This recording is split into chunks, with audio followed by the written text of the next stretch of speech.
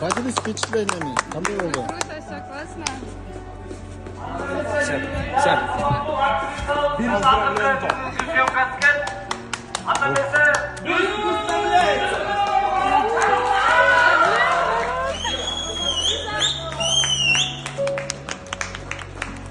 Бир сөз айтып койгула, проект кандай болду?